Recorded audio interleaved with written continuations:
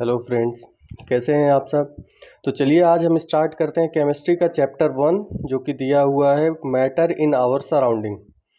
तो इसमें हम लोग पढ़ने वाले हैं कि मैटर होता क्या है, किन चीज़ों से मिल के बना हुआ है, उसका फिजिकल नेचर क्या होता है, केमिकल नेचर क्या होता है। जो भी एनसीईआरटी में लिखा हुआ है वो सारी चीज़ें हम लोग पढ़ेंगे, लाइन टू लाइन देखेंगे क्या चीज़ें हैं, कैसे हैं। सारी चीज़ें आपको बहुत ही ईजी वे में समझ में आएंगी। उसके लिए शॉर्ट नोट मैंने बना दिया है।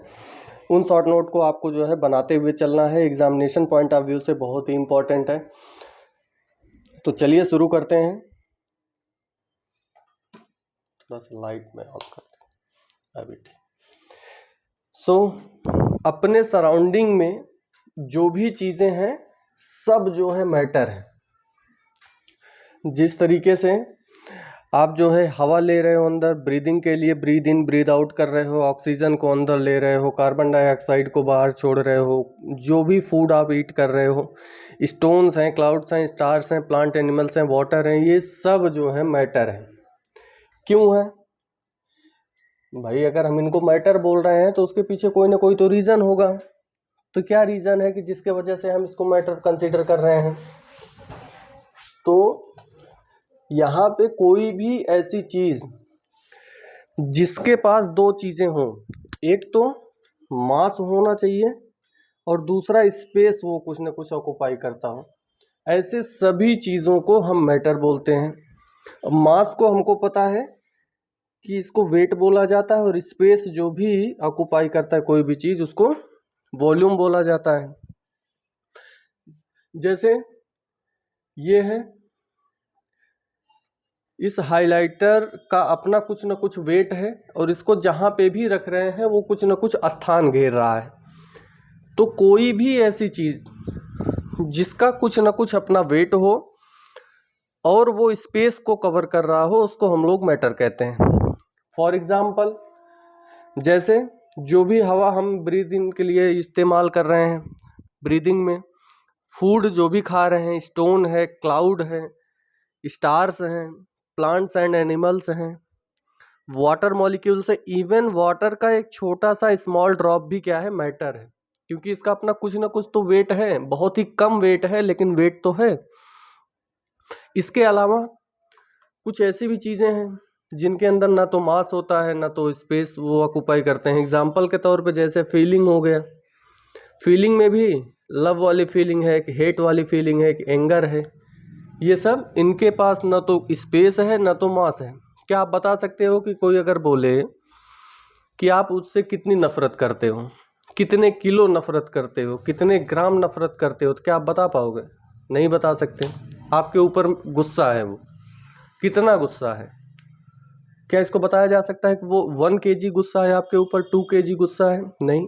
तो उसका ना तो कोई मास है ना ही कोई वॉल्यूम है। इसके वजह से हम इन चीज़ों को, जैसे फीलिंग हो गया, लव, हेट, एंगर, इनको हम लोग मैटर नहीं बोलेंगे। स्मेल आ रही है, अच्छी स्मेल है कि कड़वी स्मेल है, तो उसको भी हम लोग जो है मास या स्पेस तो ऑक्युपाई कर नहीं रहा है, तो हम इसको भी नहीं बोलेंगे। हॉट है, कोल्ड है, इसको भी नहीं जो है मैटर कंसीडर किया जाता है। लेकिन जो भी मैटर होते हैं, एक बहुत ही इम्पोर्टेंट पॉइंट है कि जितने भी मैटर होते हैं उनके बीच में इंटरमॉलिक्यूलर स्पेस होता है। इंटरमॉलिक्यूलर स्पेस का मतलब क्या हुआ? इंटरमॉलिक्यूलर स्पेस का मतलब ये हुआ कि कोई एक मैटर है ए और वो जो है किसी मैटर बी से अटैच्ड है। तो मान लो पहले तो कुछ इस तरीके से दिख रहा था ए और बी, लेकिन उसको जब हमने और जूम करके देखा तो हमको दिखा कि ये जो मैटर है, ये कोई ए है कोई बी है, तो इनके बीच में क्या है? थोड़ा सा स्पेस प्रेजेंट है। इंटरमॉलिक्यूलर, इंटरमॉलिक्यूलर बोल रहा हूँ, ध्यान दीजिएगा, इंट्रामॉलिक्यूलर नहीं। उसके बारे में भी देखेंगे हम लोग आगे, लेकिन अभी के लिए जो एनसीईआरटी में लिखा हुआ है लाइन कि जितने भी मैटर हैं उनमें इंटरमॉलिक्यूलर स्पेस होते हैं। तो ये एक मैटर हो गया, ये एक मैटर हो गया, इनके बीच में क्या है? थोड़ा सा स्पेस है। ये स्पेस जो हम लोग स्टेट ऑफ मैटर पढ़ेंगे कल, जो कि है सॉलिड, लिक्विड, गैस, दो और दिया हुआ है, देखेंगे क्या है। तो उसमें हम लोग बेटर अंडरस्टैंड कर पाएंगे कि इंटरमॉलिक्यूलर स्पेस क्या होते हैं या बॉन्डिंग क्या होती है, और इंट्रामॉलिक्यूलर स्पेस या बॉन्डिंग क्या होती है, उसके बारे में देखेंगे। तो नेक्स्ट चलते हैं, नेक्स्ट पॉइंट क्या दिया हुआ है। अभी के लिए तो यही समझना है कि जितने भी आपके सराउंडिंग में जितनी भी चीज़ें हैं जो कि मास को और स्पेस को ऑक्युपाई कर रहे हो, उनको बोलते हैं matter. Except feeling, smell, hot, cold, इन सबको मैटर नहीं बोलेंगे, बाकी जितनी भी चीज़ें हैं सबको मैटर बोलेंगे। तो फिजिकल नेचर और केमिकल नेचर के बारे में भी देख लेते हैं कि मैटर का फिजिकल नेचर और केमिकल नेचर क्या होता है।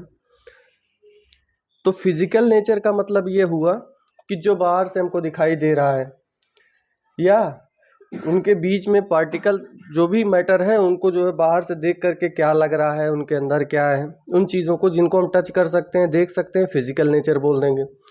जैसे पहला important point, matter is made up of particles.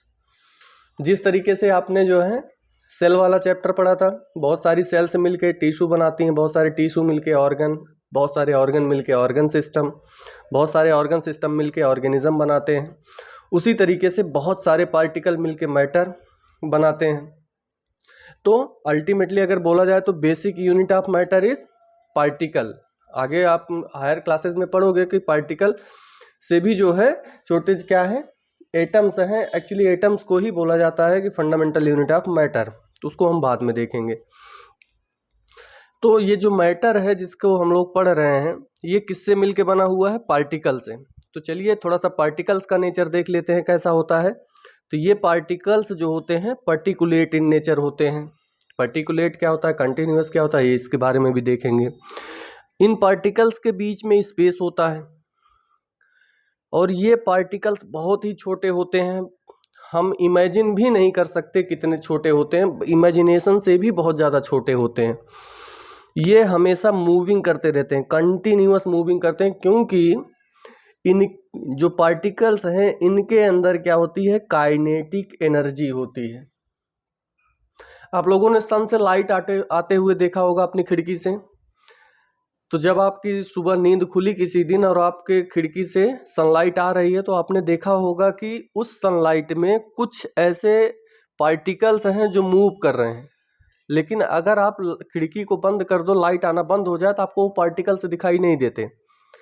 लेकिन जब लाइट आ रही होती है, सनलाइट आ रही होती है आपकी खिड़की से, तो उस टाइम पे क्या है, आपको कुछ ऐसे पार्टिकल्स उस लाइट में दिखते रहते हैं कि हमेशा कुछ ना कुछ मूवमेंट कर रहे हैं। वो क्यों मूवमेंट कर पा रहे हैं, क्योंकि उनके अंदर काइनेटिक एनर्जी है। अब देखिए इनके बीच में स्पेस होता है, जो सेकंड पॉइंट मैंने लिखा। इसमें क्या है कि मान लो एक बीकर लिया हमने, उस बीकर में क्या है, वाटर मॉलिक्यूल्स है। इस वाटर मॉलिक्यूल्स में हमने जो है साल्ट को मिला दिया और मिक्स कर दिया। मिक्स करने के बाद क्या होगा कि साल्ट के पार्टिकल्स जो है फिट हो जाएंगे, जो वाटर पार्टिकल्स के बीच में स्पेसेस हैं। आप देख पा रहे होंगे ये वाटर, अगर मान लो ये वाटर मॉलिक्यूल्स हैं, इन वाटर के पार्टिकल्स हैं, और ये रेड वाले जो है सॉल्ट के पार्टिकल्स हैं। तो ये सॉल्ट के पार्टिकल पहले तो ऐसे थे, लेकिन बाद में धीरे धीरे वाटर मॉलिक्यूल से क्या हुआ, अटैच्ड हो गए। उनके बीच में जो स्पेसेस था उसके बीच में ये लोग फिट हो गए। फॉर एग्जांपल अगर हम देखें, ये मान लो वाटर का मॉलिक्यूल है, वाटर के पार्टिकल्स हैं। इन वाटर पार्टिकल्स के बीच में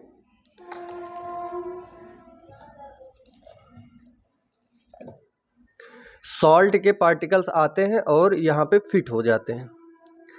इसीलिए तो वॉल्यूम नहीं बढ़ता है। अगर आपने एक गिलास जो है पानी लिया है, अगर आपने उसमें एक चम्मच जो है नमक ऐड कर दिया, तो पानी बाहर नहीं गिरेगा, बल्कि क्या होगा कि पानी के स्पेसेस जो हैं उसके पार्टिकल्स के बीच में, वहाँ पे जाके नमक के जो पार्टिकल्स हैं वो जा कर के फिट हो जाएंगे, अपने आप को एडजस्ट कर लेंगे। तो उनके बीच में क्या होता है, स्पेस होता है, बहुत ही छोटे होते हैं और ये हमेशा मूव करते रहते हैं। मूव क्यों करते रहते हैं, क्योंकि इनके अंदर क्या होता है, काइनेटिक एनर्जी होती है इन पार्टिकल्स के अंदर। तो चलिए देखते हैं काइनेटिक एनर्जी को थोड़ा सा। जैसे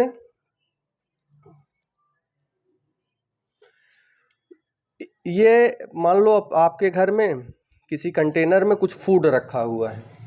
ये फूड आइटम जो है कैसा है, ये फूड आइटम कोल्ड है, ठंडा है। तो वो किस तरीके की खुशबू दे रहा है, इसको पता लगाने के लिए आपको उसके पास जाना पड़ेगा। आप उसके पास जाएंगे, आप उसको स्मेल करेंगे तो आपको पता चलेगा कि ये कुछ मीठा बना है, कुछ तीखा बना है, क्या बना है, क्योंकि वो ठंडा है। अब जो है उसको आपने हीट किया। जैसे मान लो यहाँ पे मिर्च रखा हुआ है, मिर्च को खून के आपने उसको ऐसे रख दिया कंटेनर में। अब उसके बाद कुछ देर बाद आपने क्या किया, तब तक तो घर में सब लोग शांति से बैठे थे, तब तक कोई स्मेल नहीं आ रही थी। लेकिन जैसे ही आप जा करके उसको गर्म करना शुरू करेंगे, वो मिर्च की स्मेल पूरे घर में फैल जाएगी और सबको खांसी आने लगेगी। ऐसा क्या हुआ, हीट करने के बाद क्या हुआ, काइनेटिक एनर्जी बढ़ी इनके अंदर। और काइनेटिक एनर्जी बढ़ी तो ये पार्टिकल्स जो हैं छोटे छोटे, ये बाहर के साइड जो है खूब मूव करना शुरू किए। और मूव करना शुरू किए तो इसी प्रोसेस को बोलते हैं डिफ्यूजन। तो काइनेटिक एनर्जी कब बढ़ेगी, जब टेम्परेचर बढ़ाएंगे। Temperature is directly proportional to kinetic energy. अगर टेम्परेचर को आप बढ़ाएंगे तो काइनेटिक एनर्जी बढ़ेगी, डिफ्यूजन रेट बढ़ जाएगा। अगर टेम्परेचर को आप डाउन करेंगे तो काइनेटिक एनर्जी भी डाउन हो जाएगी। Particles of matter intermix on their own with each other. जब भी कोई भी ऐसे पार्टिकल्स हैं जो दो टाइप के हैं, जब वो खुद में आपस में मिलने लगें तब हम उसी प्रोसेस को बोलते हैं डिफ्यूजन।